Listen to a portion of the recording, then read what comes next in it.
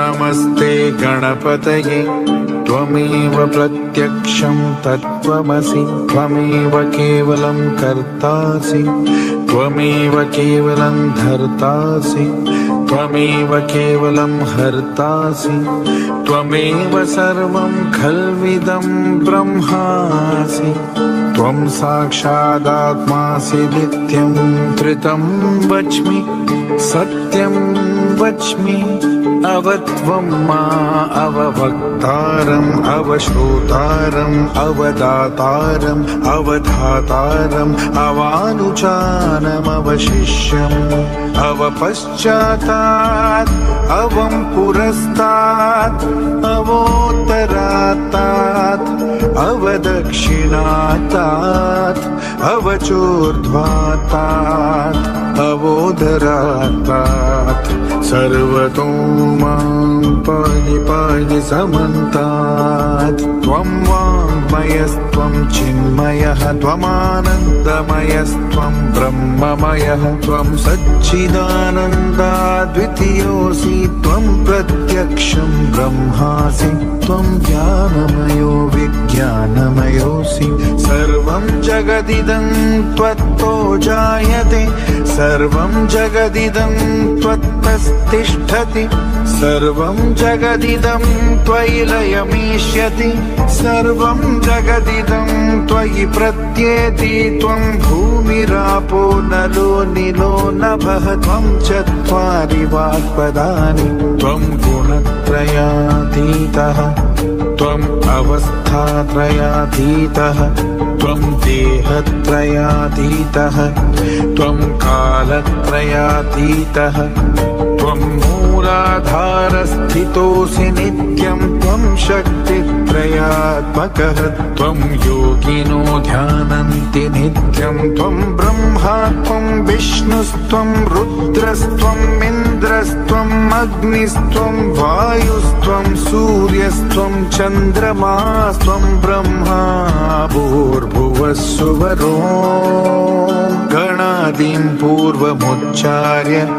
वर्णादींस्तदनन्तरम् अनुस्वारः परतरः अर्धेन्दुलसितं तारेण रुद्रम् एतत्त्वमनुस्वरूपम् गकारः पूर्वरूपम् अकारो मध्यमरूपम् अनुस्वारश्चान्तयरूपम् बिन्दुर्उत्तररूपम् नादः संधानं संहिता संधिः सैषा गणेशविद्या गणनायक ऋषिः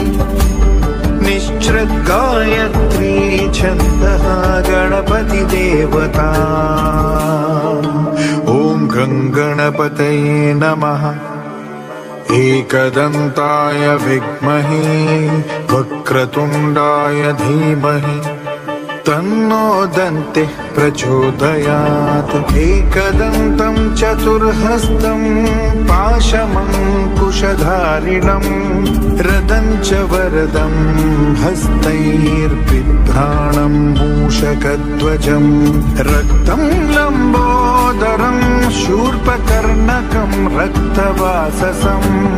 रक्तगन्धानुलिप्ताङ्गं रक्तपुष्पैः सुपूजितम् भक्तानुकम्पिनं देवं जगत्कारणमच्युतम्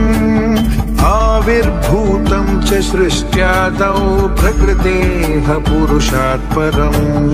एवं ध्यायति यो नित्यं स योगी योगिनां वरः नमो व्रातपतये नमो गणपतये नमः प्रमदपतये नमस्तेऽस्तु लम्बोदरायैकदन्ताय विघ्ननाशिने शिवसुताय वर्धमूर्तये नमः ॐ सहना भवतु सहनौ भुनक्तु सह वीर्यं करवावहै